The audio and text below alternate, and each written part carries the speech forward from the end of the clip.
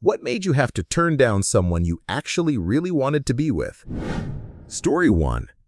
A few years ago, I had a close friend who was married to a woman that honestly could have been in a magazine. She was stunning, charismatic, and always seemed to be the life of the party. The thing was, whenever we'd all hang out and the night involved a bit too much alcohol, she had this habit of getting a little too friendly with me. It wasn't just harmless flirting when we'd end up alone for a few minutes. She'd make it pretty clear she was interested in taking things further. Now, I am not going to pretend I was immune to it. She was beautiful, and yeah, in another situation, I might have been tempted. But this wasn't another situation. This was my friend's wife. No matter how much she might have tried to initiate something, I couldn't bring myself to betray someone I cared about. I knew that giving in, even once, would cross a line I could never uncross. It wasn't just about loyalty to my friend, it was also about the kind of person I wanted to be. Eventually, they ended up getting divorced for reasons unrelated to me. Honestly, I think that was for the best. He's doing much better now. But at the time, saying no wasn't easy. It was one of those situations where doing the right thing meant walking away from something you wanted in the moment because you knew it would cause way more damage in the long run. Before we continue, do us a quick favor, smash that like button and subscribe to support our channel. Story 2. Back when I was in the military, I met this woman at a club one night. Things were going surprisingly well, which for me at the time was unusual. Let's just say I looked like a slightly buffer, older version of McLovin from Superbad. So nights like this didn't happen often. We couldn't keep our hands off each other. We left the club together, making out all the way to my car. She invited me back to her place, and on the drive there we were still being very affectionate, with her whispering all kinds of things she wanted to do when we got inside. We walked through her front door, and I noticed a few family photos. In my slightly drunk mind, I thought, oh, she's probably a single mom. But as she pulled me toward the stairs, another photo caught my eye. Her, 2 kids, and a tall man in a military uniform.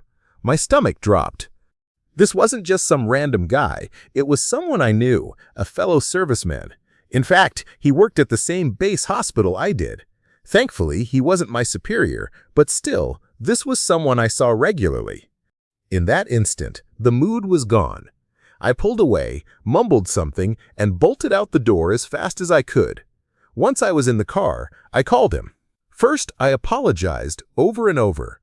Then I told him exactly what happened, from the moment I met her at the club to the moment I recognized him in that photo. Later, he told me he discovered this wasn't a one-time thing. Apparently, every time he took their 2 boys camping, she was meeting other men. He ended up divorcing her and gaining custody of his kids. Yeah, I went home that night with some serious frustration, but I've never regretted walking away. In the military, your brothers and sisters in uniform have your back, and you don't betray that trust. Story 3.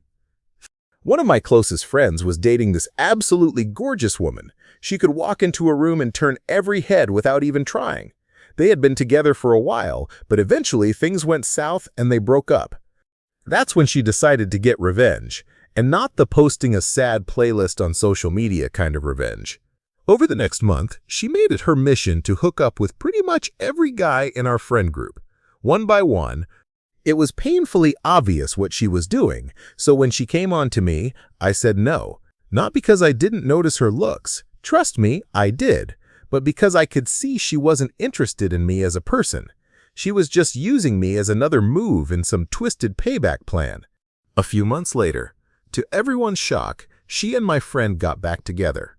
I remember actually telling him how much I admired his forgiveness, because I thought maybe he knew about what had happened and chose to move past it.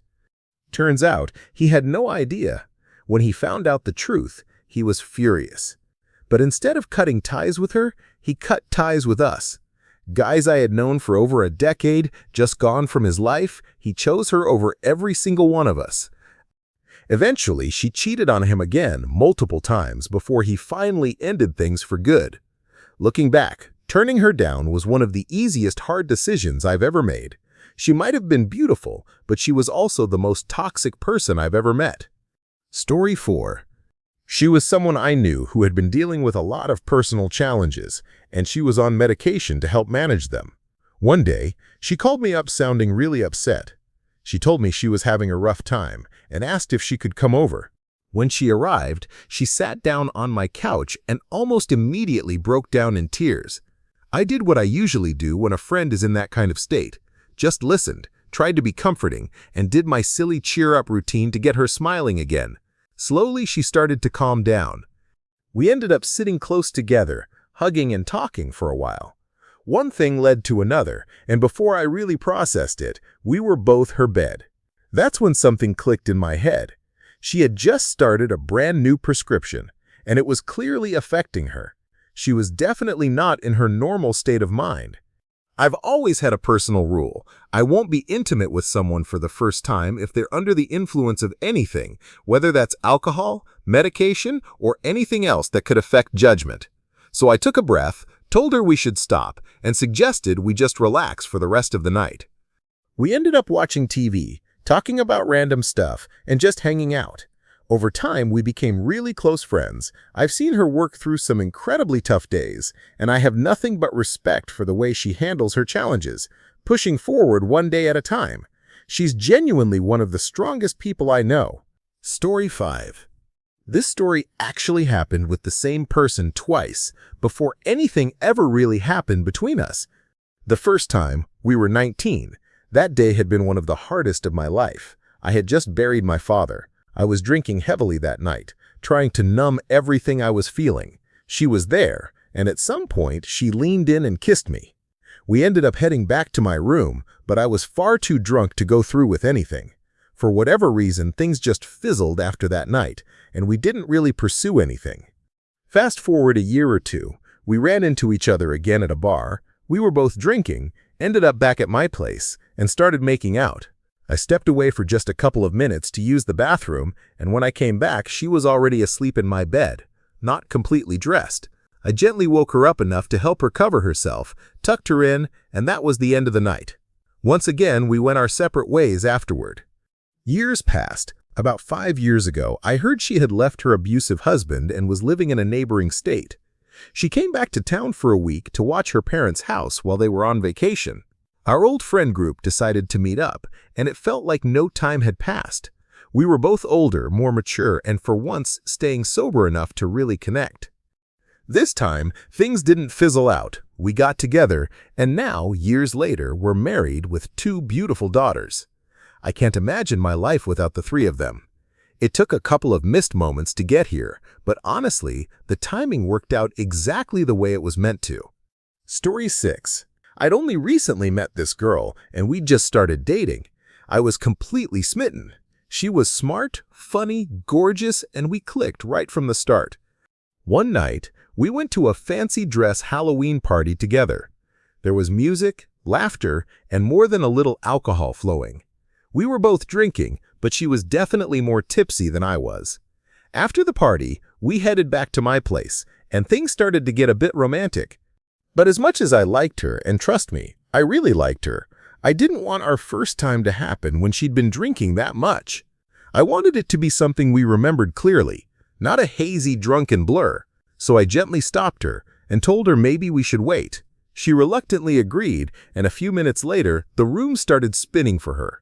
Not long after, she was sick, unfortunately, right on my bed. I immediately stripped the sheets, got her some water, and helped her into bed. The next morning, she didn't remember much at all, just that she'd been sick in my bathroom. I wasn't about to bring up the bed sheets or the fact that she hadn't exactly taken no for an answer at first.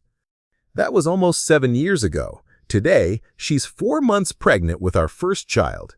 About a year ago, when conversations around consent and alcohol were all over the news, the topic came up, and I told her the full story. She was mortified, apologized, and we both laughed about it. The funniest part, she admitted that the next morning she'd silently judged me for not having any sheets on my bed, thinking I was some kind of weirdo, when in reality they were just in the wash because of her. Now it's one of those moments we look back on and laugh about together. And honestly, I am still so glad our first time wasn't a drunken mistake. It was worth waiting for. Story 7. Back when I was working at a certain job, I had a coworker who I'd also become friends with outside of work.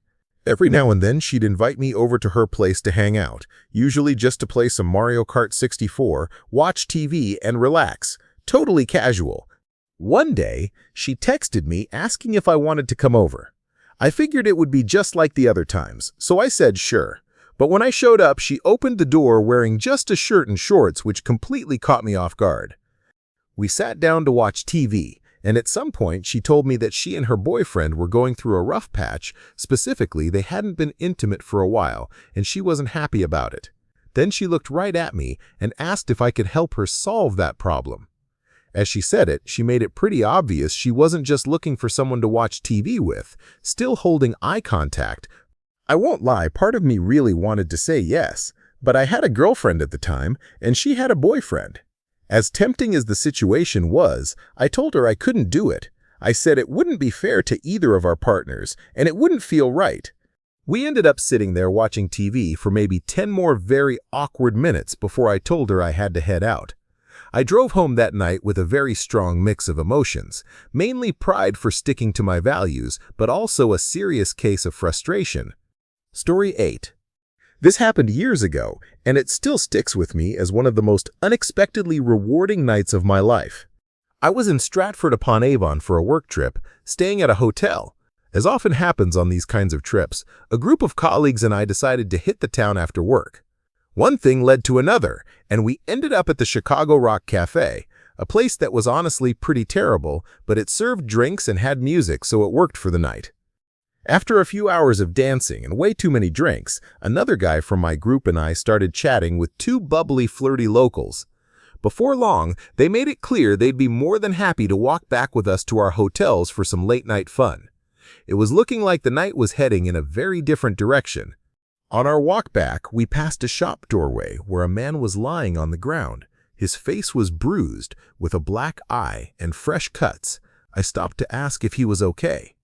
He told me he'd been attacked the night before while asking someone for spare change. Before I could even respond, the woman I was walking with laughed. Not an awkward laugh. She genuinely thought it was funny. In that moment, my opinion of her flipped instantly. I told her she should head back to the bar if she wanted to keep partying because there was no way she was coming back with me. Instead, I offered the man, his name was Jody, to come back with me to the hotel. I got him a shower, gave him some pain relief, and we shared a couple of beers at the hotel bar. He told me that in all his time living on the streets, no one had ever shown him that kind of kindness. I never saw Jody again, though I looked for him when I returned to Stratford months later. I hope he managed to get his life back on track because honestly, that night made me feel better than any one-night stand ever could have.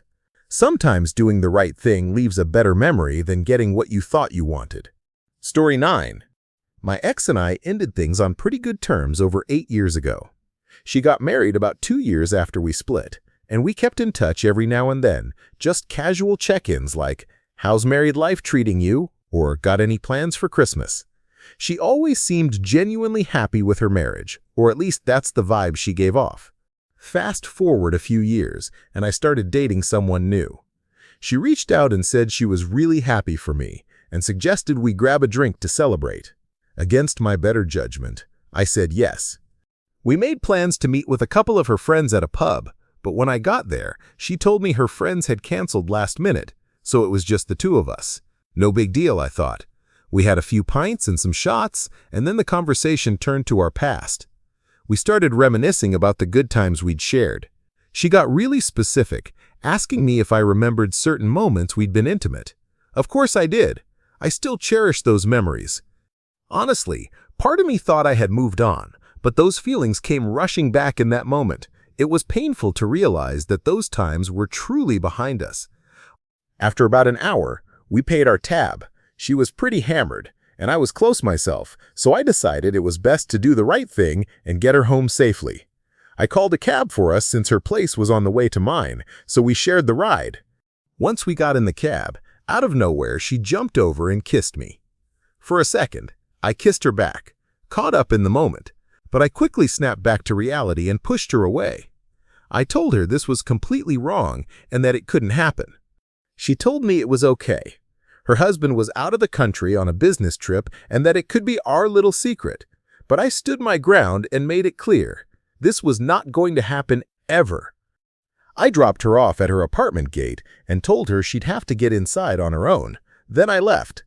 I didn't sleep well for days after that. The whole thing kept playing in my mind. But after a week, I started to feel better, mostly because I knew I had done the right thing. Even now, I can honestly say turning down that moment was one of the best decisions I've ever made. Story 10.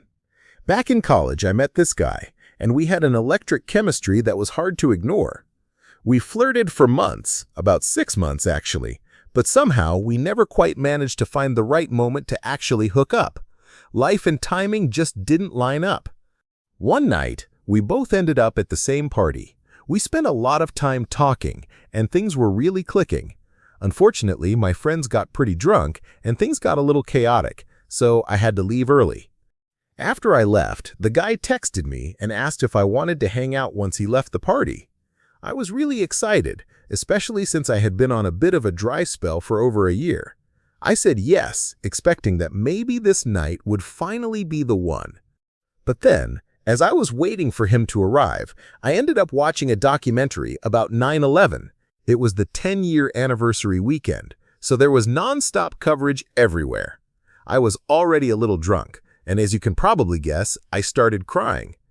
I felt overwhelmed by the sadness and emotions, and honestly, I just wasn't in the right headspace. So I texted him to tell him not to bother coming over. Yes, I turned down a chance to be physical with someone I really liked because I was too sad thinking about 9/11. We did eventually get together about a month later and had a friends with benefits kind of thing for a while. Then, a couple of years after that, we actually tried dating, but that was a whole different story, and honestly, it was a bit of a disaster. Funny enough, I never told him the real reason I flaked that first time. He still doesn't know why. Story 11. I had known this girl for about 6 years. Over time, we'd shared a few moments, made out here and there, and things sometimes started to lead towards something physical, but she would always stop it before going any further. There was something about the timing, or maybe just the right moment, never quite happening. One particular night, I was visiting my hometown after moving away. She wanted to throw a little party for me, so I accepted the invite. It was a fun night with friends, laughter, and good vibes. As the night wound down, we found ourselves alone in her backyard, making out like old times. Eventually, we went inside, and things started to heat up more than they ever had before. But then, a little voice in my head told me to stop. I realized I didn't have a rubber, and neither did she. Now she wasn't too worried about it. Neither of us had any STDs or anything like that. But what really concerned me was the possibility of knocking her up. She's a little older than me, doesn't have any kids, and really wants to have children someday. I knew I didn't want my first kid to come into the world outside of a committed relationship. So, even though I really wanted to keep going, I stopped. It wasn't an easy decision, but it was the right one for me. Story 12. Before my girlfriend and I had officially started dating, she actually offered me an experimental night with her and one of her friends. At first, it sounded exciting. Who wouldn't be intrigued by that kind of offer, right? But something inside me gave me pause. I had this hunch that it might cause problems down the line, especially since we were just beginning to explore what we had. Another thing that made me hesitant was her friend's reputation. She was known to be a little unpredictable. And while I've definitely had my fair share of wild experiences before, the thought of involving someone like that when a serious relationship might be on the horizon just felt like a bad idea. To be honest, one of the biggest factors was my own libido, or lack thereof. I joke that I have the drive of an 80-year-old man. Once is enough for me. The idea of squeezing 3 people into a tiny apartment that probably wasn't big enough for one person, let alone 3, and then trying to figure out how to leave without being rude after just half an hour, it just didn't seem worth the hassle. I won't lie, I've imagined that scenario a million times since then. Sometimes I wonder if I missed out by saying no, but looking back, I truly think I made the right decision. It felt like I was protecting something that was just starting to grow, and that was more important than a one-time wild experience. Story 13. I met this girl at work who was seriously something else. She was super cute, but also had that punk vibe. Tattoos, piercings, the whole rebellious look. Honestly, she was gorgeous in that wild, edgy way that really caught my attention. We hit it off pretty quickly, and it felt like she was into me as much as I was into her. We went on a few dates and everything seemed great. Then finally, the night came when I was invited back to her place. She had mentioned earlier that she and her roommate were planning to move soon, but I had no idea just how bad the situation was. When I got there, the place was an absolute disaster. There were half-full cups of alcohol everywhere, bottles scattered about, a blender stuck in the freezer, just chaos. But that wasn't even the worst part. There were tons of cats, like an overwhelming number of cats. She told me she actually hated cats, but her roommate had brought a few, and apparently they just kept breeding. Nobody was cleaning the litter boxes, so the litter was piled up and spilling onto the floor. The cats were literally defecating outside the boxes. They weren't being fed or watered properly either. At one point, she turned on the water to feed her pet snake, and all the cats bolted to the faucet. But instead of giving the cats some water, she just pushed them aside to fill the snake's bowl. It was clear the animals were being neglected. Things got even worse when I found out that one of the cats had started eating some of the kittens. There was blood on the floor, which she thought was so wild and cool that she took a Snapchat picture of it. At that moment, I realized this was way too much for me to handle. That girl was amazing in so many ways, but the lifestyle she was living and the neglect I witnessed was a deal breaker. I had to walk away, no matter how much I wanted to be with her. The girl I really liked turned out to be living in a trashed, chaotic place with serious animal neglect, and that was something I just couldn't ignore. Story 14. This one's a bit of a longer story, but it really stuck with me. I met this woman at a bar, and honestly, she seemed amazing at first. We connected well, and she invited me back to her place. I wasn't just looking for a one-night stand. I was hoping there could be something real between us. So we head inside and start making our way toward her bedroom. As we walk through, I notice a large framed photo on her wall. It caught my eye because it was beautifully taken, and I commented on it. That's when things took a turn. She casually said, "Believe it or not, that photo was taken by a mangi." I was confused and asked what she meant. It turned out that was her word for people with Down syndrome, a shortened form of the outdated and offensive term mongoloid. My heart sank. We ended up having a long conversation about it because she said she actually volunteers and donates her time to support people with developmental disabilities. But her attitude was so off, it didn't come across as genuine respect or kindness. Instead, she spoke about these people in a way that made them sound less than human, almost like she was describing pets or animals rather than people. At one point, she mentioned this guy she used to walk, someone she helped, who had asked her out on a date. To me, that sounded really sweet and innocent, but her response was dismissive and cruel. Yeah, as if that could ever get with this. That was the moment I realized this was not someone I could be with. No matter how much I was attracted to her, her mindset was so hurtful and disrespectful to a group of people I deeply cared about. I just couldn't stay. I grabbed a taxi at 4 a.m., which cost me about $70 to get back home to the suburbs. But it was worth it. I couldn't have stayed there that night. I turned down someone I really liked after she made hurtful comments about people with developmental disabilities, something I care about deeply. It wasn't just about attraction anymore. It was about respect and values. Story 15. I've had a couple of situations where I had to turn down someone I genuinely wanted to be with physically, and it wasn't easy. First, there was Claire. We had hooked up quite a bit back when we were both single, but by this point she'd been in a relationship for about 2 years. She was feeling really frustrated. Her boyfriend had been distant lately, and on top of that, she wasn't completely satisfied physically. One night, we went out for drinks, and she opened up to me about all of this. She admitted she wanted to hook up, and it was clear she was looking for comfort, or maybe more. But I told her honestly that I wanted what was best for her, and this wasn't it. It was tough because I wanted to be there for her, but I also didn't want to be the reason for more complications. She pulled herself together, we hugged it out, and called it a night. Turns out, her boyfriend broke up with her just a week later. After that, things between Claire and me picked up where we left off. Then there was Anna, another longtime friend with benefits. At this point, both of us were single, but there was someone else in my life who had recently come back around. Let's call her Ella. I had some history with Ella, and my feelings for her were pretty strong. One night, Anna and I went out for drinks. I ended up drinking way more than her, though I didn't realize it at the time. Anna walked me home, got me into bed, and started making moves, but I had to stop her. I told her I couldn't because my feelings for Ella were serious, and it just felt wrong to be making advances on someone else. Sadly, things with Ella didn't work out, but at least I stayed true to what felt right at the time. So yeah, sometimes it's about more than just attraction or opportunity. It's about doing what feels right emotionally and respecting everyone involved, even if it means turning down something you really want. Story 16. I had an ex-girlfriend who, looking back, was pretty toxic. It wasn't always obvious at first, but after we broke up, I realized that for her, physical intimacy wasn't about love or connection, it was about control and ownership. A week or so after we ended things, I went to her place to pick up some of my stuff. We made some small talk, nothing heavy, but she kept dropping hints about how her mom wouldn't be back until late. She was flirting with me more than usual, clearly trying to get me back in bed. But I knew better. I knew that if I gave in, it wouldn't be about anything real, it would just be her trying to prove she still owned me.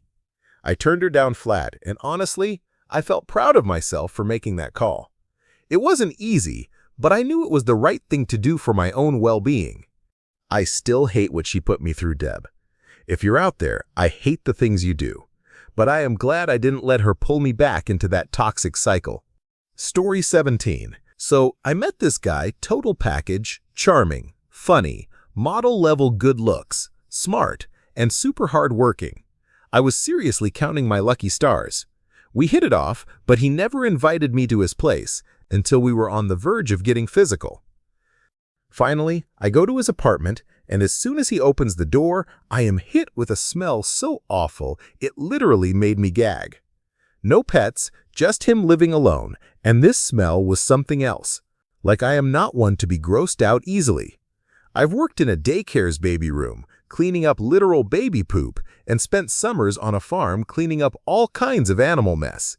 I am tough when it comes to smells. But this place, it smelled like a sewage plant had exploded inside. I thought maybe it was a plumbing problem or something temporary, but nope. Walking in, the living room was a complete disaster, a total mess, like he'd never cleaned a thing in his life.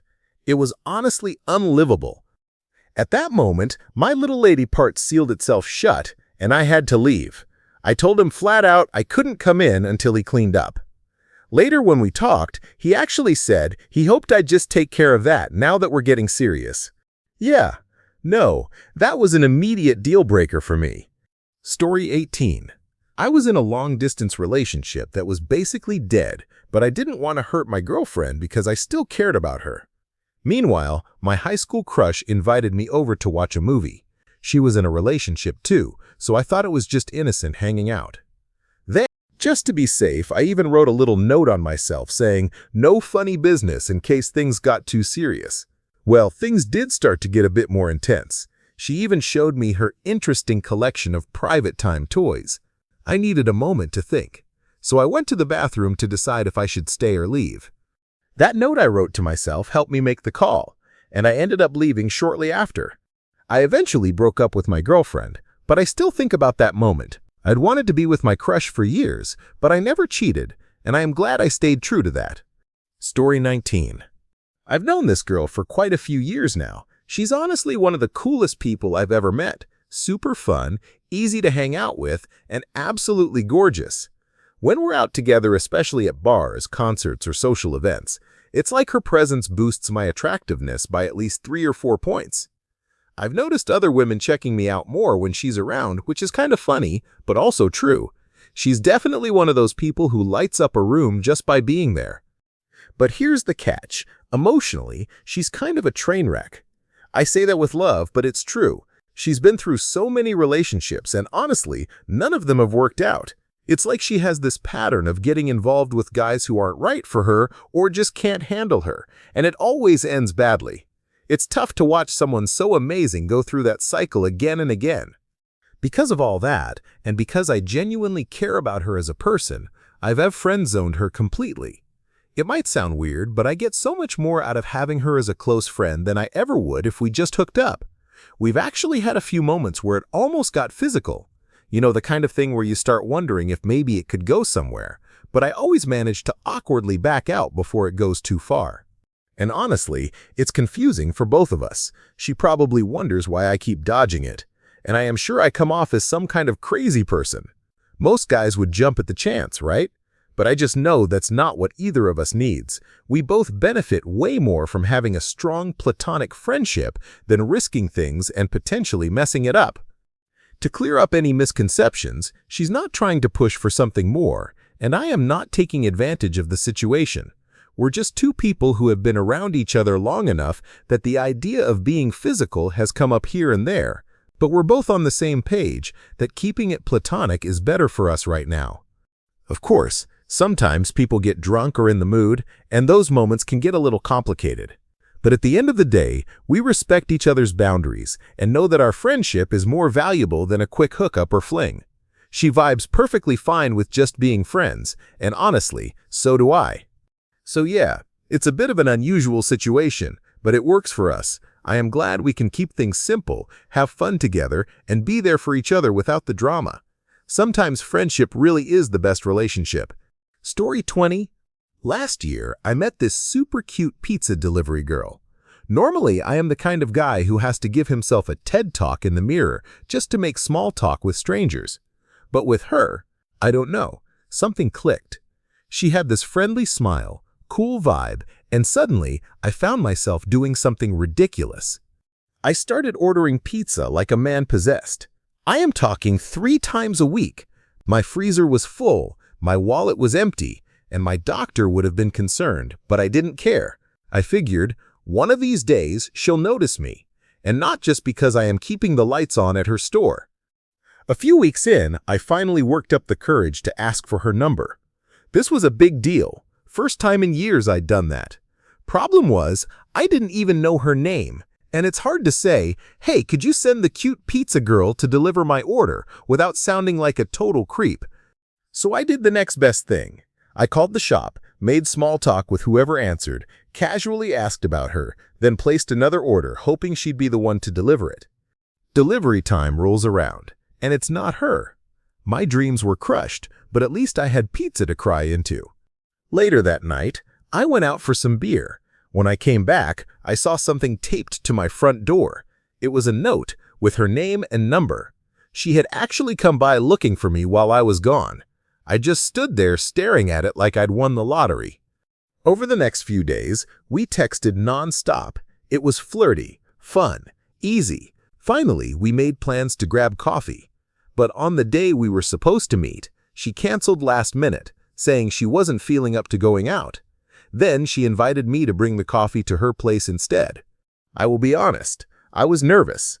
Meeting someone at their place when you've only seen them through a pizza box is kind of a big step.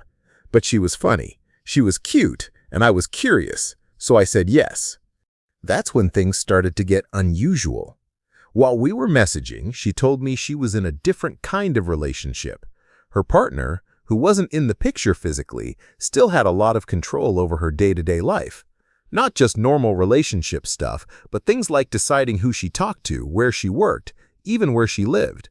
It sounded intense, but I figured maybe it was just her way of explaining a complicated situation.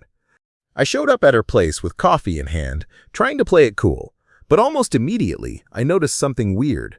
One of the bulbs in her chandelier looked different. Not "it's about to burn out" different. More like, "this is watching you" different. I leaned in a bit, and yeah, it was a tiny camera. At first I thought, okay, maybe it's just for security, but then I went to the bathroom, camera, kitchen, camera, bedroom, camera. At that point, my brain was just screaming, "Cool, cool, cool, you're in a live episode of Black Mirror." We sat for a while, chatting over coffee, but my mind was racing. Who was watching?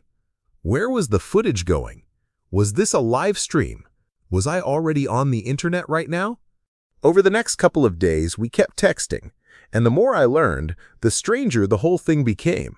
Her partner had extreme control over her life, way beyond anything I'd ever heard of, and when he wasn't physically around, he'd still be involved in watching what she did with other people, remotely. The more she talked about it, the more it stopped sounding like a quirky relationship and started sounding like something really unhealthy and possibly unsafe. And here's the thing, she was still sweet, still fun to talk to, but every single new detail was another giant red flag waving right in my face. In the end, I decided to quietly back away. I didn't want to get caught up in something that clearly had way more going on beneath the surface. For all I know, there's still footage of me somewhere online, but if there is, I hope I at least looked good. Story 21. When I was 18, I flew out to visit my girlfriend. We were both the same age, legally adults, but still basically figuring life out. One evening, we were about to have dinner with her family. I was staying at a hotel nearby, and she offered to drive me back there so I could change into something a little nicer. You know, meet the family clothes. We get to my room, and she follows me upstairs. She sits down in that little rolling office chair hotels always have, while I start changing into my dress pants. I wasn't hiding in the bathroom, I figured. Hey, I am grown up enough for this, but I still timed it so she wasn't looking right at me when I did it. Then I showed her how to tie a tie, and she helped fasten my shirt cuffs. It all felt casual until I said, "All right, ready to go." That's when she just froze for a second. She looked at me, then the hotel bed, then back at me again, over and over. It was like she was trying to figure out if something was about to happen. I said her name again, and she snapped out of it, laughed nervously, and we headed out the door. Looking back, it was just one of those awkward teenage moments where both people suddenly realize they might be in a situation they're not prepared for. And in our case, we definitely weren't, especially since this was my first time meeting her family, and they knew exactly how long that drive should take. Story 22. Back in college, I was a senior hanging out with this cute freshman. We worked together on the same campus publication, and after a while we started spending time together one-on-one. Now, you have to understand something about me at that point in my life. I moved at what I can only describe as a glacial pace when it came to romance. Like, continents drifting were faster. But one night, I finally started working up the courage to make a move. We're sitting on the couch, I am inching closer, she's inching closer, all the signs are there. My brain is in full don't mess this up mode, running on autopilot while I try very hard not to seem like a creepy weirdo. She's talking. I am nodding, and then something in my brain catches a glitch. I tune back into the conversation, and I hear her say, "I actually don't know how to do laundry." That one sentence hit me like a bucket of cold water. See, the age gap between 18 and 22 doesn't sound like much, but in that moment, it was like the universe reminded me. She'd literally just moved across the country, didn't have much of a support network yet, wasn't used to taking care of herself, she was still figuring out the basics of living on her own. And yeah, technically there was nothing wrong about moving forward, but something about it suddenly felt off. Like maybe what she needed right then wasn't romance, but just time to settle into life. So instead of going in for anything, I leaned back, changed the subject, and the whole thing just fizzled out. Sometimes it's not about whether you could do something, it's about whether you should. Story 23. Back in the day, one of my bandmates was dating this really striking blonde woman. She had that kind of confidence that made everyone notice when she walked in a room. One time, completely out of the blue, she invited me over because she said she wanted to give me a lap dance. According to her, she just liked dancing for people. I politely declined. Fast forward a few weeks, we're at one of our shows, the night's going great, and in between sets, she comes up to me and says, "Hey, follow me to the bathroom." I asked why, and she just gave me that look. Yeah, she wasn't talking about fixing my hair. Once again, I said no. And as soon as I got the chance, I pulled aside the rest of the band, minus the guy she was dating, and told them what happened. I asked if they thought I should tell him. We all agreed it was the right thing to do, so a few days later, I sat him down and told him directly. They broke up not long after. Years later, I found out she had posed for a major magazine, and I will be honest, a small part of me thought, well, there's a story that could have gone differently. But you know what? That guy is still one of my closest friends, and I'd rather have decades of trust than one night of bad decisions. Story 24.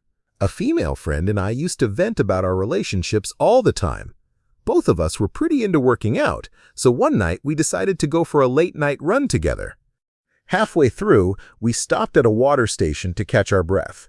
What started as some playful wrestling quickly felt like it was heading somewhere else.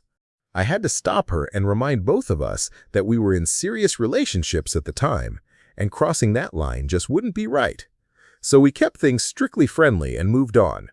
Ironically, a few months later, both our relationships ended. Totally unrelated to that night. I got cheated on, and she grew tired of her boyfriend not following through on his promises. After that, we started seeing each other differently. We ended up hooking up, but only once it felt right and respectful to do so. We're still close friends, and make sure to catch up every few months. We both agree that stopping things that night when it was wrong made it so much more meaningful and fun when the timing was finally right. Story 25. When I enlisted in the Air Force, I met this amazing redhead at the recruiter's office.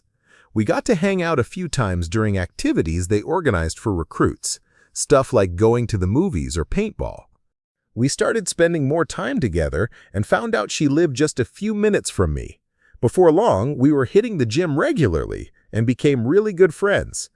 6 months later, the day to ship out finally arrived. Coincidentally, we were both heading to basic training on the same day, and even had the same flight. She was super nervous. Her mom had made her a stiff drink in the morning to help calm her nerves. While we were waiting at the airport, she made a bold offer to me in the men's room, but I turned her down because I really liked her and didn't want to rush or take advantage of the situation. We kept in touch throughout basic training and reconnected back home during the Christmas break. That time together was something special. We really made the most of it, and honestly, it was worth the wait. Story 26. I once met this beautiful girl, and the chemistry between us was electric. We couldn't get enough of each other. One night, things were naturally progressing. We were both completely comfortable and really connected. What made our bond even stronger was that we'd both been through similar heartbreaks. She had been left at the altar about 8 months earlier, and I had experienced the same almost 2 years before. That shared pain brought us closer, and we both knew the importance of moving carefully. I saw a real future with her, so I told her we should slow things down and take our time.